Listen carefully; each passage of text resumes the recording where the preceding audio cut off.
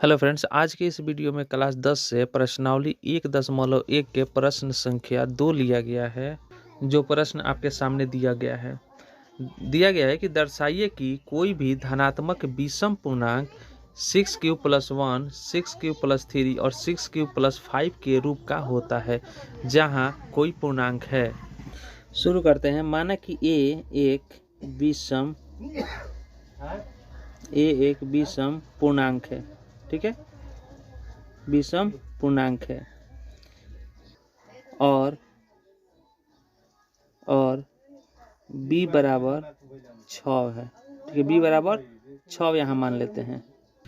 अब यहाँ पे समझने के लिए यूक्लिड विभाजन प्रमेयिका का नियम हम लोग जान लेते हैं।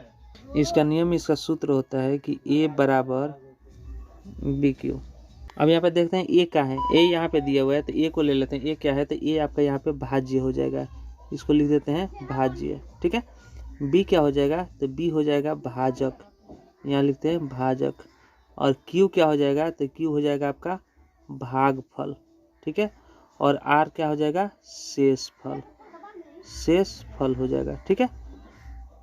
ये तो चारों आपको पहले ही से पता है। जैसे कि एक और उदाहरण ले लेते हैं ये चारों को समझने के लिए। जैसे यहाँ समझने के लिए ले लिए हैं, 5 से भाग कर रहे हैं 12 में, तो हो जाएगा 5 दूना 10, ये आपका 2 बच गया। तो अब हम लोग इसका बात करते हैं, तो इसका क्या नाम है तो जिसे हम लोग भाग करते हैं उसका नाम है भाजक, ठीक है। ये हो गया भाजक, जिसमें भाग करते हैं वो हो जाएगा आपका भाज्य, ये हो गया भाज्य, ठीक है। जो आपका यहाँ पे आंसर आता है उसको बोलते हैं भागफल, ठीक है। ये हो गया आपका भागफल। ये जो नीचे बच जाता है इसको हम लोग बोलते हैं शेषफल, ठीक है, शेषफल हो गया। अब इसको जांचने के लिए नियम आपको तो पता है। ये अगर जब भाज्य निकालना होगा तो कैसे निकालेंगे, तो भाज्य निकालने के लिए हम लोग क्या करेंगे यहाँ पे, तो ये भागफल और भाजक में गुणा करते हैं। तो यहाँ लिख देते हैं भाज्य बराबर ये दोनों में गुणा करते हैं। भागफल कितना है 2 है, 80। भाजक कितना है यहाँ पे 5 है, तो यहाँ पे लिख देते हैं 5 × 2, ठीक है। 5 × कितना हो जाएगा 2 हो जाएगा। शेषफल नीचे कितना है 2 है, तो यहाँ 2 जोड़ देंगे। अब इसको गुणा करेंगे, 5 के पास 2 बार, 5 दूना हो जाएगा 10 और 2 + 2 हो जाएगा 12। तो ये आपका भाज्य जो है, ये बीच वाला भाज्य 12 आ गया। इसका मतलब ये भाग हम लोग का सही है। इस तरह से हम लोग जांच भी कर सकते हैं, इसको जांचने का ये नियम है। तो अब आपको इसमें समझ में आ गया होगा कि भाज्य कौन है, ये a है, a इसमें भाज्य माना गया है, b को भाजक माना गया है, q को भागफल माना गया है और r को शेषफल माना गया है। तो इसको हम लोग इस रूप में कैसे लिखेंगे, तो चलिए लिख कर समझाते हैं। तो a में इसमें किससे भाग करना है, तो यहाँ पे दिया हुआ है b से भाग करना है, ठीक है। b से भाग कीजिएगा तो यहाँ भागफल कितना आएगा q और यहाँ पे शेष आएगा r, ठीक है। अब इसको हम लोग b बराबर क्या माने हैं, तो यहाँ पे एक लिख लेते हैं। b बराबर माना गया है 6 से भाग करना है, क्योंकि a एक क्या है, a को हम लोग यहाँ पे माने हैं एक विषम पूर्णांक, ठीक है। तो जो क्या है भाज्य है। अब 6 जो है भाजक है, तो इसे क्या करेंगे भाग करेंगे a में, a से भाग करेंगे, a में भाग करेंगे, तो यहाँ पे क्या बचेगा q बचेगा, q बार में भाग करेंगे, यहाँ पे r बचेगा।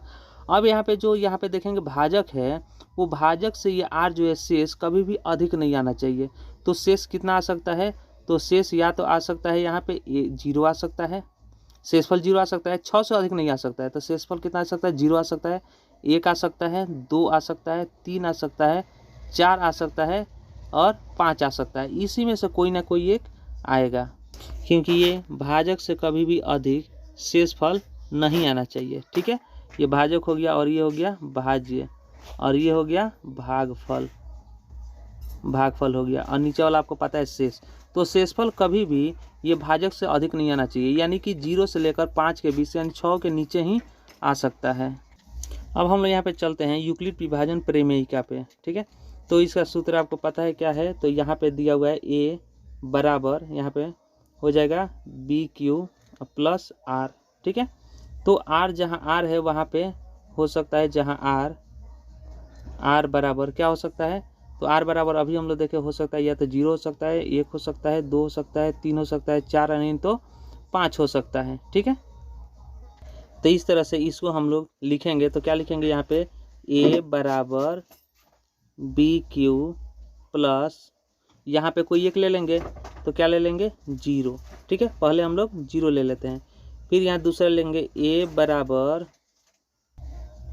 बी क्यू प्लस, 0 के बाद क्या होगा 1 होगा, तो यहाँ पे 1 ले लेते हैं।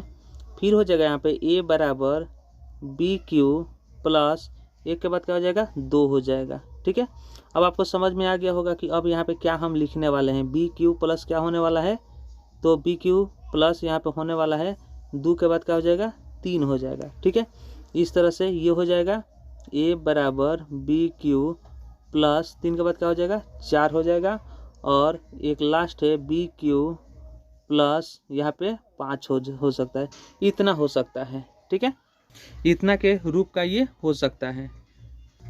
क्योंकि हम यहाँ पे जानते हैं कि a बराबर एक विषम पूर्णांक है। ठीक है, a बराबर क्या है, एक विषम पूर्णांक है, इसलिए